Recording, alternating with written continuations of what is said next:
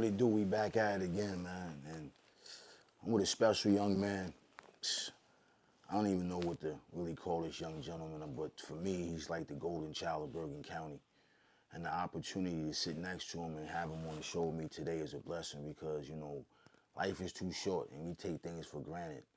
And this young man is definitely the individual to tell you that you can't take anything for granted.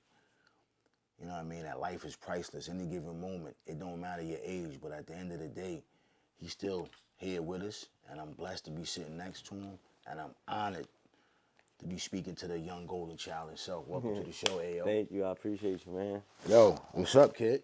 Now I'm chilling, just trying to stay low, work on me, trying to stay out the way. Doing what you do. Yeah, literally. Just trying. I want to see myself in my max potential. So I'm just trying to stand on everything that helps get me there. Right. Well, King, I'm going to definitely, you know, my platform is about giving flowers. And I just want to say, you know, man, I salute you, man. That, you know, for you to overcome what you overcame at such a young age at life. And it's like, you know, I know at one point you had questions and doubts and wondering because like, yo, hold up. Mm-hmm. But at the end of the day, God brought you through. Right. And you here sitting here with me. So, yo, it was only right. And I, you know, that I have to tell you, yo, I'm honored, Chief. Thank you. Because talking to you right now lets me know, yo, you blessings never stop. Mm-hmm. And it's a blessing. But let's get into life, man. You got a performance coming on. Life is bubbling. Yeah. Let's go back to the essence. Well, I will say first and foremost, shout out to the family here at the Chop Shop first and foremost. You know what I mean? This is definitely the family base right here. It's nothing but love. And definitely out here in Teaneck, we got to represent before we even get into that. But your history, man, music, I already know where that comes from. It stimulates from your pops. Because your pops, you know what I mean? We come from that era. You know what I mean? Shout out to Tease, you know what I mean? If y'all don't know the culture, some don't know. But, yo, when did you really grasp the feel of it? Like, yo, hold up, this shit is all right that my dad's listening to. Yeah, right. All right, so I want to say it all started from just me playing basketball, and after I couldn't play basketball no more, I was just like, dang, like what am I gonna do? Kind of like what you were saying. I feel like I went through that twice, like what am I gonna do with my life, like type thing. And when I stopped playing basketball, my dad, thank God, he had a microphone, an Audio Technica, and he had like a MacBook 13 with like no battery inside of it that you would have to plug into the wall just so you could use it. And I was freestyling in the car with my friends and stuff, and we just was having so much fun with it. And then one of them was like, yo, Tony, you should actually try to make a song. And I'm like, man, like, what are you talking about? Like, I'm a basketball player. I'm not about to try and make a song. But I was just really bored one day, and I saw the mic and the laptop, and it was already on GarageBand. And I would always write notes on my phone, but, like, I would not know what to do with them. So I was just literally just writing, expressing myself by accident type stuff. And then maybe it wasn't by accident, though. Yeah, right. I mean, maybe God knew what was about to take place. Yeah. And you didn't know that, but he knew that. Right. So then I ended up getting on GarageBand, and I was like, I put the beat for Neon Guts by Pharrell and Lil Uzi Vert. That I fucked with that instrumental heavy. So I was just freestyling to it. I didn't use nothing I wrote, but I was just freestyling. I didn't know what I was doing, so I was like just exploring like the unknown. Okay. And then like as I kept going and making it, I was just having so much fun to the point where it was like I kind of forgot where I was at. Like I didn't even know I was in my house no more. So then I had made that. I had looked back at it, and I'm like, damn, like, you know, for a first freestyle, this is pretty good. And I just like low-key just fell in love with like the way I sounded, because I'm like, wait, that's me? I never heard myself on a mic before. And then after that day, I just never really looked back.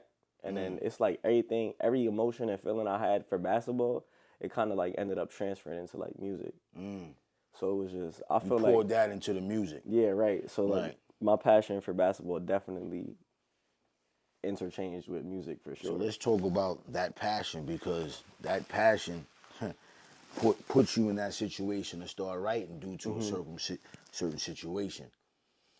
But when did you really feel like, yo, I want to play ball?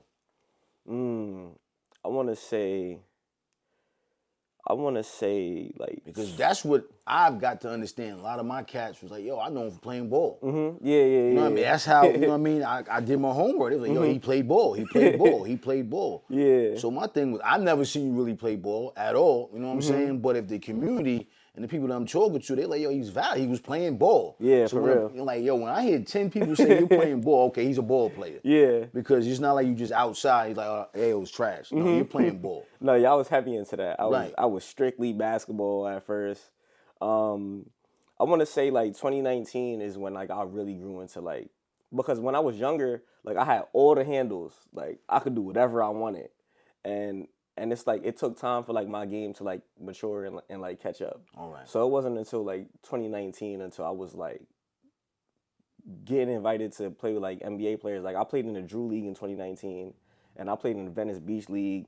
Okay. And like all of that was just because I went on vacation and I seen them having, for the Venice Beach League, they was having a tournament and they was just giving out jerseys to people. And I'm like, oh, like how can I get into this? Right. They're like, oh, you want to get in this? Like here, and you could try out. And it was probably like 100 to 200 people there. And like they only drafted 18 people out of all of them. Wow. And then yeah, I wasn't expecting to get drafted. What year was this? This was 2019, probably around like March. So you just out there on some humble with Yeah, the family on vacation. I was just out there. That was my first time being in California not my first time, but my second time. And yeah, I was just heavy into basketball. I used to go to Venice Beach all the time just to play. And then that's when I ended up seeing them. And I was like, oh, like, how do I get into this? And then they actually let me in, and then it just went from there. And then people started noticing me from there. Actually, there was some dude, he's kind of famous right now. His name is White Iverson. He was on my team out there. But after that, I had to leave California. So I wasn't able to play in any of them tournaments for long. I was only able to play like one game in each of them. Okay. And then I had to go. But you had the opportunity, though. Yeah, it was a great opportunity. It was an amazing opportunity. At the end of the day, that's all you need. If you get an opportunity, that's all that matters. Mm-hmm. And it goes back to, basically, that's what you kind of standing on. That's your life, though. Opportunity, you know what I mean? So you come up here now. You back up here. When you leave California, you in Teaneck? Yeah, so when I came back to California, actually, I went back to my crib in Inglewood, and then a couple months later after that is like when I had my stroke. And it was like basketball was like over. When I had it, I was thinking, because I didn't know what a stroke was when I had it, and like I was relearning how to walk and stuff. And it was taking like a little bit over like a week for me just to learn how to walk, like just a certain speed too. And I was like, yeah, okay. Like I'm starting to realize like, yeah, I'm not about to be back on the basketball court like a month from now. Like I know this is gonna take some time. And I used to ask them like, oh, like when am I gonna be back to regular? And like they'll never give me a direct answer. They'll just be like, oh, like don't get frustrated. And I'll be like, what do you mean don't get frustrated? Like I'm asking y'all for like an answer. And then one of them towards the end of like my outpatient was like, oh, you know, like Antonio, like honestly, like you're gonna get as better as much as you work on it. Like it's like honestly, like you're not gonna be the same again. But you know, if you really work on it, then you know you can get better than the average. Right. And I was just like, okay. I definitely was getting frustrated though. Like it was so annoying. Just where was you at mentally at that point in your life though, champ? If you don't mind. I feel like I was on like fight or flight mode. I was just on like. It was nothing I could really... day to day? Yeah, it was nothing I could really do. And I feel like I was just on autopilot. Like, my body was... And I was just living. Like, I didn't really know anything. I was just doing it because, like, I just had to do it. I wasn't even really thinking about music or anything at the time or basketball because it was just such a sporadic change for me. And I just wasn't really thinking about too much until like I got back home and I was finally like seeing what life was like now that I was like that after the stroke, as opposed to like before it happened. And it was like, okay, I'm home and I could do whatever I want. Not only that, but like it was COVID going on. So like, all types of stuff was different. Like it was people outside with masks on, just everything was just totally different. But Yeah, it was definitely a little weird for me. It was definitely frustrating for me because I couldn't see some of my friends. I had some friends that was like trying to sneak over to my crib, and like they would get kicked out because of the fact that I had the stroke and I wasn't able to do too much, and because of COVID. Right. So it's like I wasn't able to even really see nobody for like a couple months. So That's gotta be a yeah, that's gotta be a little. I mean, COVID within itself for us that was out here was already a whole shit show. yeah, But to be coming off a stroke, yeah. now I'm going into COVID, Right. coming off a stroke, trying to rehabilitate myself. And like being isolated and just having to deal with all of that by myself. And I still ain't have no therapist to this day to talk about certain things. And I know people was like, oh, like you should get a therapist and stuff. And like I wanted one. I feel like sometimes I still need one because I would just love to like just talk about that stuff and just get it off. Cause like it's a lot more to it, and the reason behind it happened than to like what we think and stuff. Did you ever question the situation? Like, why me? Was you ever? Oh, absolutely. Because like I came from, not only was basketball my thing, but like I was just as good at skateboarding, going down ramps and stuff. My dad used to take me to like ramps that was like 12 feet tall. You was a healthy young man. Right. I was a daredevil. I did everything. BMX, my dad would take me to the BMX hills with some of the barbers will go. It'll be like dirt ramps and like a space in between the dirt ramp and another ramp right here so I could just jump it. I used to snowboard, do all of that. I can't even get on roller coasters no more. I used to love amusement parks. I can't get on no roller coasters, do none of that. So it took like a lot of things I loved away. And you young. And Let's I'm be young, clear. Young, right? And I'm really young and vibrant.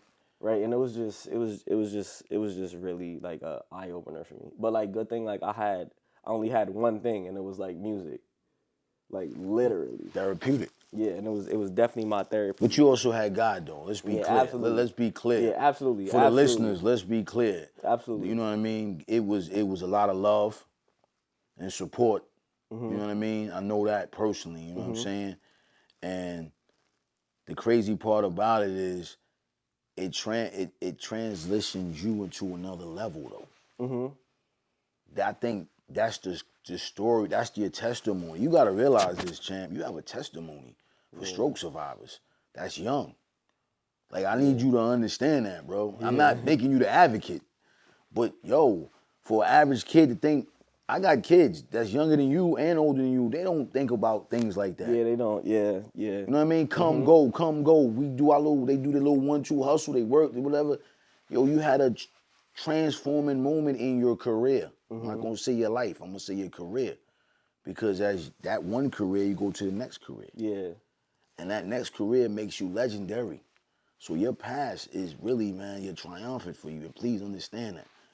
And I'm happy for you. Thank you so much. And I'm honored, like I said in the early, to be sitting next to you, because to hear you talk about it, it's inspirational to say, yo, we gotta stop playing with this game called life. Yeah. At any given moment, any age, it can go in the blink. You know what I'm saying? But we gonna talk about the comeback.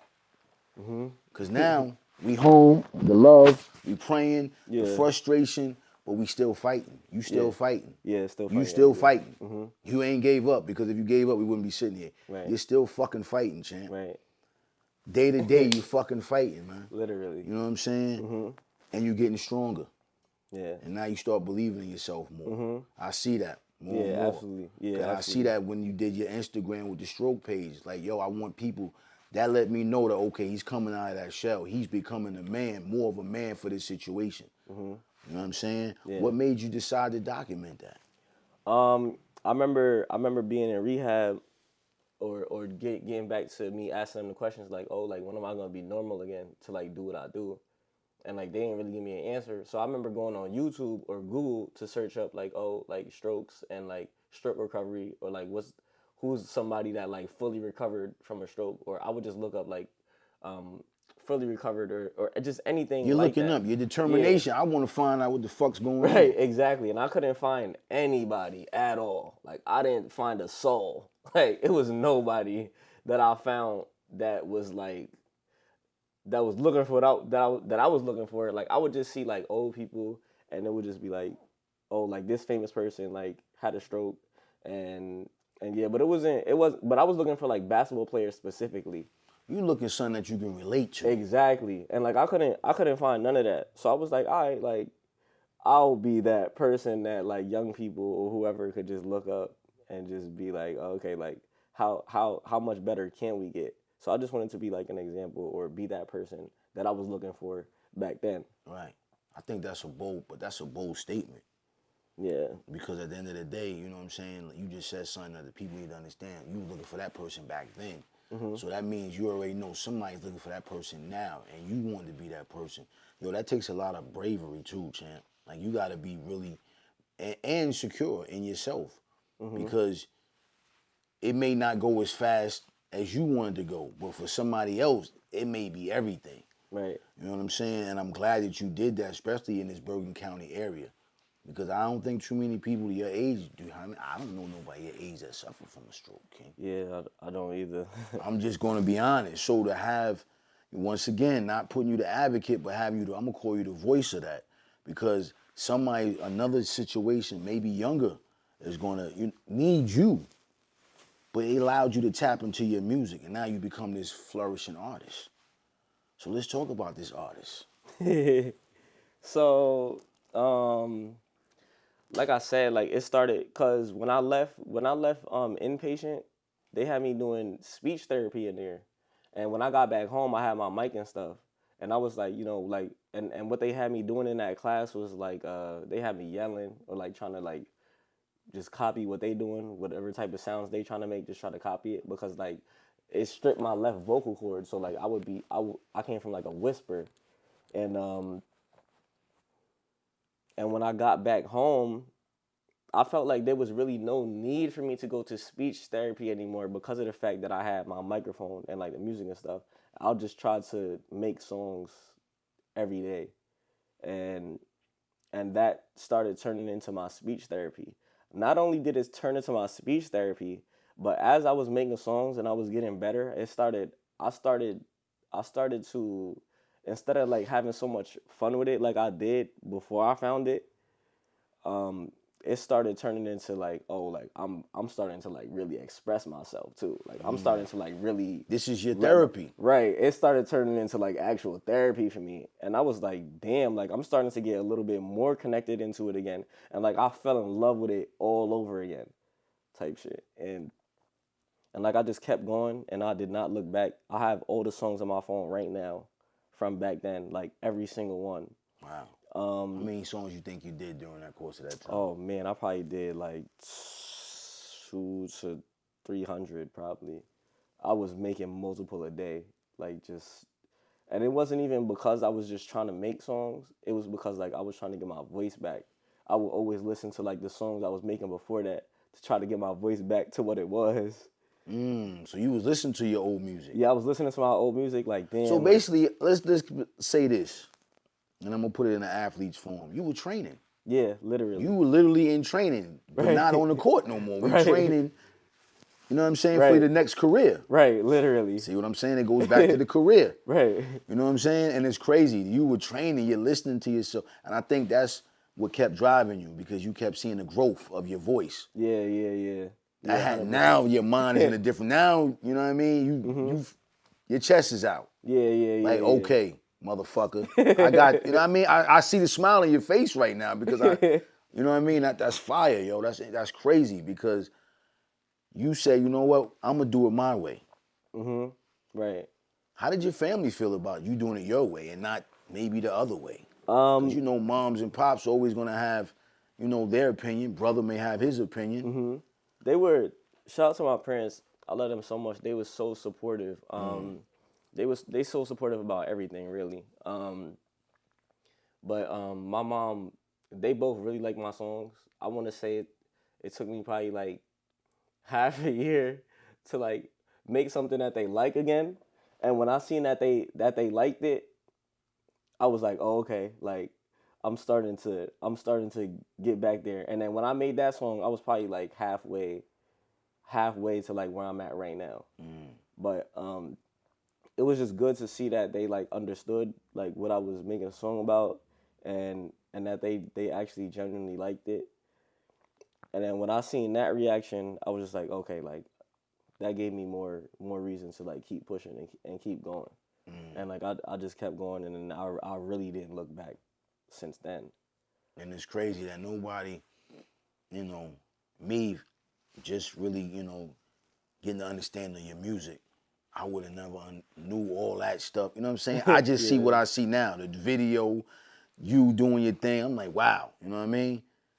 But it's like, yo, you really came from the bottom. Yeah. To you know what I mean? To rebuild yourself. You know what I'm saying? To be this artist that you are today. Let me ask you something, man. We're gonna talk about hip hop a little bit. Where do you feel like the state of hip hop is at right now, man? I think it's changing. I feel like golden era hip hop is always going to be there. There's always going to. I feel like there's just going to always be new genres of it created. It's always going to be subgenres created, and it's just a constant evolution. I feel like it's just evolving right now. As far as like the frequencies, as far as the way people are letting their messages out. It's a lot easier right now too to let your message out because of the internet and how things have worked. So it's a lot easier for an artist that really no music exec would check for. You know what? I ain't got to check. I can do it now. You know what I'm saying? Yeah. Let me ask you this though. You said it changes, but sometimes it really don't change. It really comes back. Like your style, it just remind me of the Tribe Called Quest. Oh, for real? Remind me of a young Q-Tip, King. Like real, I'm talking your whole look. But it's just a different sound. But it's really the whole, they had a different sound, they had a different look. The Tribe, I don't know if you're too familiar with them, but if you really go back, before the scenario, when it was Benita Applebum, they was like you. Meanwhile, everybody was, Kane and them was wearing suits. Talking about, yo, ain't no half-stepping. They talking about Benita Applebum. So everything comes around after time, but it just changes with the groups. Yeah. So they are definitely what you call it when they're like the pioneers. Yeah, I would say that. Yeah, they definitely the pioneers. They got it all started, all jumping, and then with the De La's, like you remind me of one of the kids from De La. The way your whole style is that era.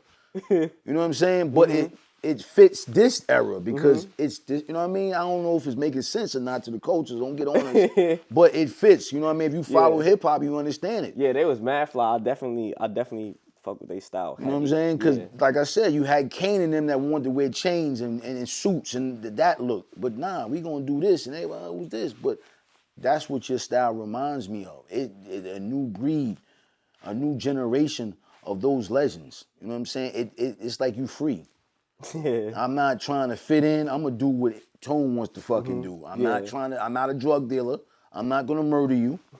I don't come from that. Yeah. You know what I mean? But I'm gonna talk to these pretty women though. Yeah, facts. Facts though. Facts. Big Let's talk facts. about that single and that video that you dropped, man. Oh yeah, for her. For her is doing great right now. I appreciate everybody that's running that up. What inspired that? Oh man, it's actually crazy. Dre, don't hate me. But when I got to the studio, I wasn't even expecting that beat to come on. I thought I was going to the studio to work on something that was a little more hyper or like something more upbeat. So when I first got to the studio, I was like, like I'm not even sure if I'm gonna get on that beat for real. Like I don't really want to do this beat. But I was going through things and at that point I was just like, you know what? Like anything I make, I'm not about to half step around nothing. Like I'm gonna put my all into everything like I make. Like I don't care if I don't even like the beat. Like I don't give a freak. Right. I'm gonna just put my all into it. And I know that when I do that, anytime I put my focus on it, like I know it's gonna come out good. Because of the fact that like my main focus is just like anything I make, I want it to be better than the last song I make. And if it's not better, then I'm gonna go through my own thing. Like I'm gonna be. So you're your own competition, basically. Yeah, exactly. You're your coach. You're your offensive coordinator. You're your competition. You're the offensive lineman, the defensive lineman. Yeah, I like to think of it like a AAU dad. You ever been to like an AAU tournament? Yeah. And like the dads is like on their kids heavy, and it's like if they make one mistake, it's like right, I'm gonna beat you after. Boy, if you don't get 15 points, well, I'm gonna beat you after this. So then he's going mad hard like that. I'm that type of critic on myself when it comes to music, and it's like it's down to like That I be one torturing. right there, that was special, champ. that for her was. Thank you. That made me kind of dig into your archives, champ, because I'm like, oh. You know what I'm saying? And then you had the visuals. What made you decide to do the visuals for? Oh man, I just feel like that definitely needed visuals because of like the streams that it was having, the way that people was catching on to it. We just had to get a vid out. Originally I was gonna shoot with another videographer, but that didn't end up working out. So then we found Two Saucy Vic. That my man Stevie, shout out Stevie and shout out Lambs. Stevie put me on to Two Saucy Vic, and me and my team had contacted him, put him in a group chat. We just figured everything out, and we just met up in Soho. And y'all shot it. Yeah, we shot that. You know what? That was. I wonder. You touched on that. That Soho thing was very dope. Thank you. You know what I mean? That was a little genius on your part for doing the Soho, because a lot of people don't like the Soho has its own little, just that whole Houston, all that. Is that whole, the way that you see how the concrete is with the bricks. Yeah. Soho is very monumental, landmark. And you can do anything out there as far as shooting a video. So that was kind of dope. Yeah, you know what I mean? Without having to, and still keeping the shit fly too. It wasn't grimy. It's not grimy New York. It's not Madison Avenue. It's Soho. And when you see the video, like, okay, he's in Soho. Okay, that was dope. You know what I'm saying? So that was fire for you and your team to do that. Thank you, I appreciate that showed you. That showed talent though. Thank you. You know what I mean? And it shows thought and effort, man. Let me ask you this, man. You got your Jersey artists that you rocking with. You got a show coming out. Yeah. Let's talk about the artists that you're gonna be doing the show with, man, and what days the show with, man. So we got a show, another one. Yeah. I came to the first one you did. Y'all ripped it. Shout out to y'all. Yo, it's dope to see you and your pops on stage. Yeah, that was fire. I ain't never seen my pops perform before, so that was like whoa, like wow. Like, yo, you know, a small story about your pops and the music. Yo, he was like the buckshot shorty of Teaneck. You know what I mean? He might get mad at me. Don't get mad at me, my guy. But that's who he had. You know, he didn't wear the. Once again, he had his own style. He knew who he was. And then when I saw him on stage performing, I said, yo, that's my dog. It's a blessing to see him up there. Still, you know what I'm saying, with that love. But then to see the torch to get passed to you and you up there as the closer, yo, that was fire for y'all. That was fire for the culture. That was fire for Teaneck. That was fire for your career. That was fire for your legacy. Yeah, you know what I'm saying? Yeah, but you got something coming up. Tell them the date. Oh yeah, welcome to New Jersey. November 15th. I'm gonna be performing with my boy Dre Breezy, Cor Blanco, and Guy from New Jersey. We about to up it. It's about to be fire. It's about to be a vibe. The tickets is going kind of fast, so people gotta definitely cop their tickets right now. It would mean a lot to us if y'all come out. You gotta let them know where it's at, though. Yeah, it's at Debonair Music Hall in Teaneck, actually. Not too far. You feel me? Usually we be having shows in like New York and Brooklyn, and people can't make those. Right. So we tried to make it home base. We just wanna really show our support for Jersey, and it's mad talent out here. New York and Atlanta, it's easy for them to like team up together. I feel like Jersey should not be left out of any conversation because we got so much talent over here. And anytime really an artist breaks out of New Jersey, they taking off and not looking back. We got right. It was SZA from New Jersey. She from Montclair. Russ is from New Jersey. Coy from New Jersey. It's no reason why like Atlanta could have all these big artists, and then them artists always go back to Atlanta and they like putting other people on or like showing they support like the town, the or like South, though. Yeah, like that's throwing really like a the festival. South though. That's really South. That's hospitality. Yeah. They treat each other. That's Southern hospitality. You know what I mean? Yeah, absolutely. And I just feel like Jersey needs to. But you got a good crew. You got a good crew that's coming through. Oh yeah, with y'all, absolutely. You know what I mean? Yeah. You know what I mean? Shout out to Breezy. You know what I mean? Blanco. Shout out to my guy. You know, all those brothers is fire. Yeah, absolutely. I think that it's kind of dope seeing y'all just keep reliving magic. And I love the fact that each one of y'all support each other the way y'all do. You know what I'm saying? And I ain't gonna front Breezy. I ain't even realize he was that nice. I met him years ago. Shout out to him. Shout out Breeze. He Breeze. December. I'm putting it out there. December. November 15th November for the 15th. show. But Breeze, we gonna do us in December, Playboy. yeah, you know what I'm yeah. saying? I need him to understand because I didn't know he was that nice. Yeah. And I didn't realize that till I went to see him that day. And that was dope that I was able to be in there. And I'm definitely coming out on the 15th to support y'all because at the end of the day, y'all, and then my guy from Jersey, like that cat from, I ain't gonna front, just off your little circuit with that, put me on to that. And I went and said, oh shit.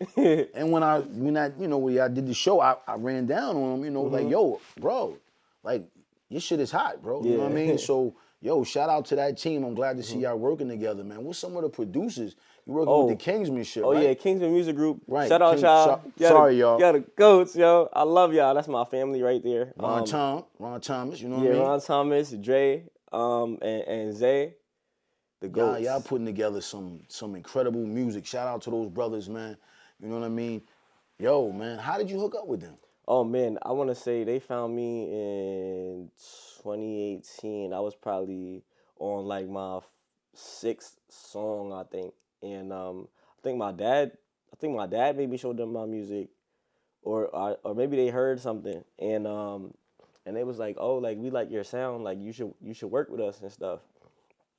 I went over there one day, and we made a song, and the rest is history. Yeah, the rest was just history. Like we did not look back. We just kept working and working and working.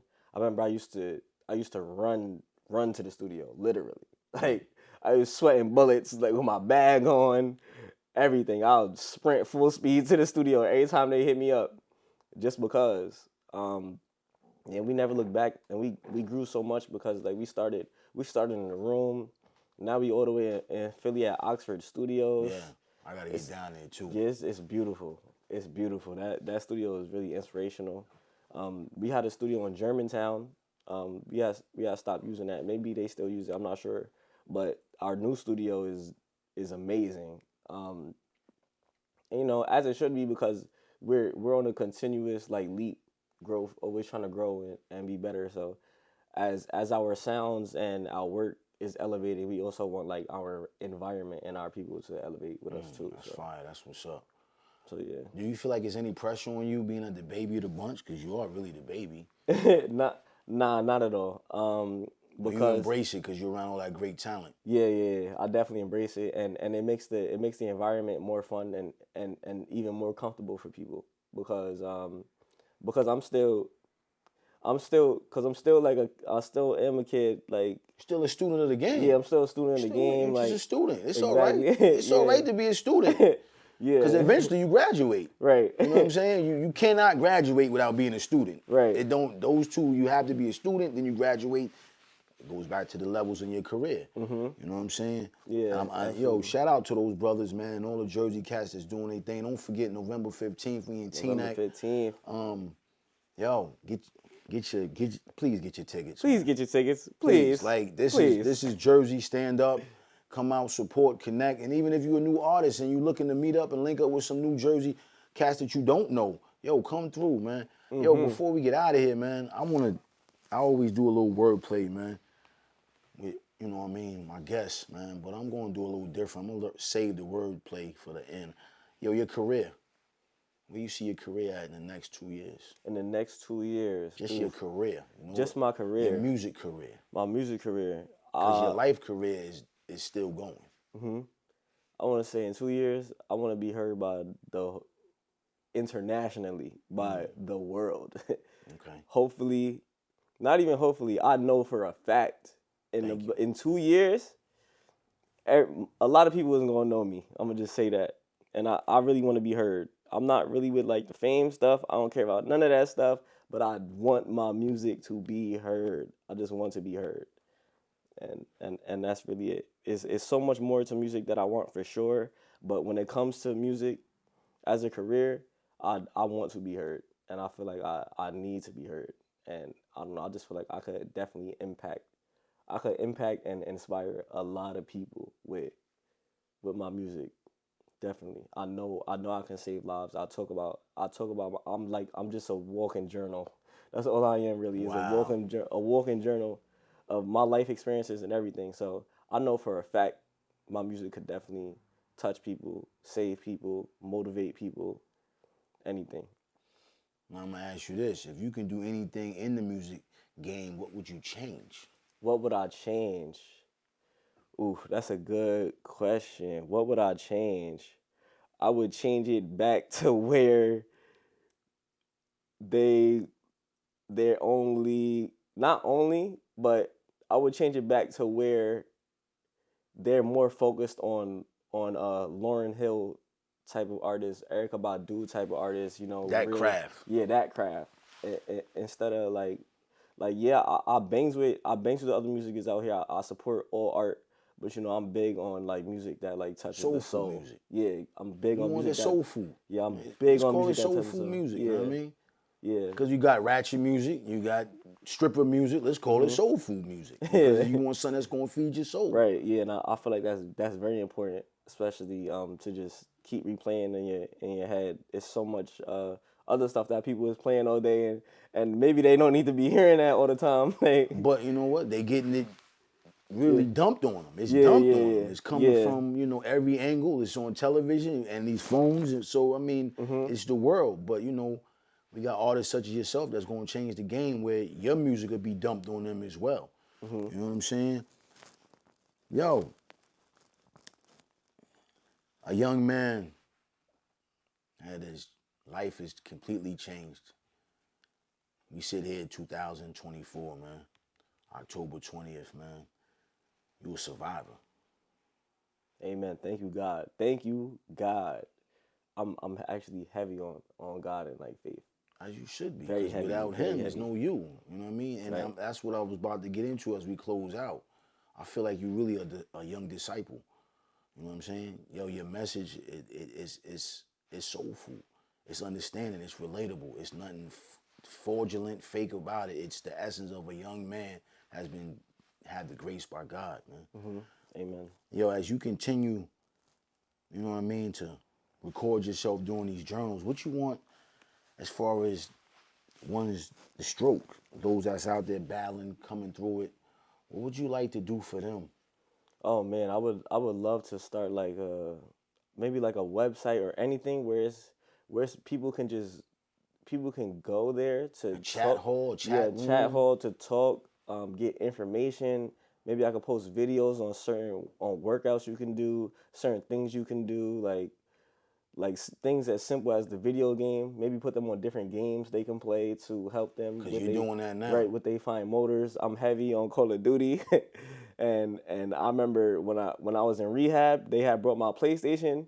I was playing the game with one hand, like I was literally holding the controller. I couldn't move my left at all. So I mean I could move it, but I could only move my character forward, and then my right was kind of normal. So like I was obviously like moving the screen and shooting and stuff, but I couldn't really move like that. So I was really bad. I was getting smoked, and then I literally just kept playing. So I really want to reinforce people to just Say keep that to the going. camera, Yeah, man. I just really want to reinforce the people to just keep going. Stay consistent. Yeah, you're gonna get frustrated. They told me over and over again I'm gonna get frustrated. I still get frustrated to this day, but I never stopped. I never stopped, and I'm never gonna stop. Um, but yes, just stay consistent, stay persistent, and stay dedicated, and just keep doing it. Even though it's frustrating, that's just a barrier you have to break through. It's a barrier you're gonna break through, because we strong and we all built like that for real. And yeah, it's so much more that I want to get off, but that'll all come. That'll all come. Due time, you know what I Yeah. mean? That due time. I respect that. I appreciate that, man. I'm going to throw two words at you, man. It's the wordplay closeout, man. Hip hop. What does that word mean to you?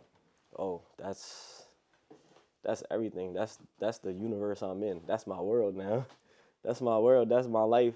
Like it changed my life. Like literally. I found hip hop.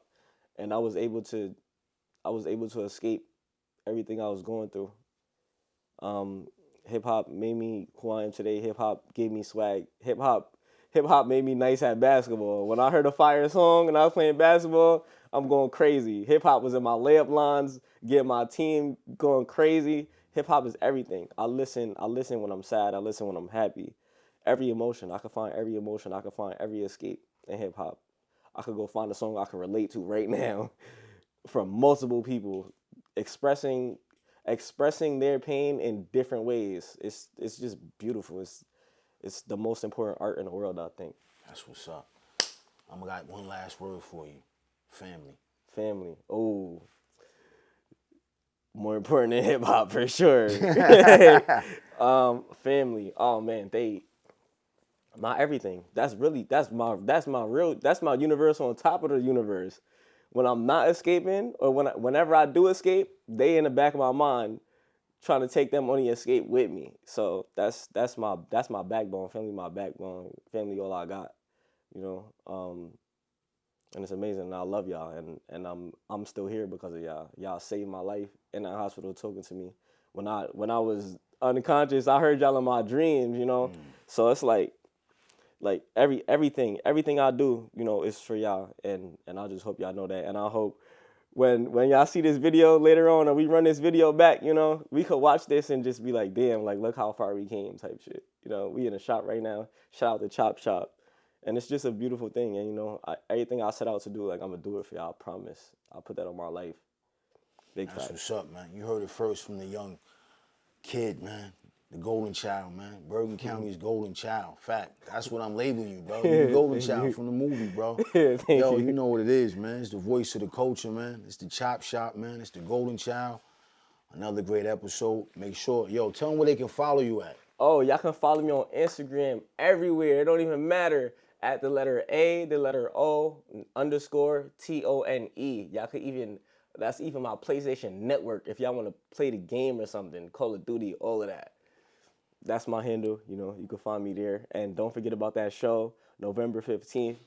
Please pop out. Please get your tickets now, because I'm telling y'all, them things is going to go fast. And let them Big know fact. who else is going to be on that bill, too. Though. Oh, That's yeah. important. You know, not only am I performing, we got Dre Breezy performing, we got Cor Blanco performing, and we got my boy Guy headlining. So please make sure y'all pop out. It would mean so much to us.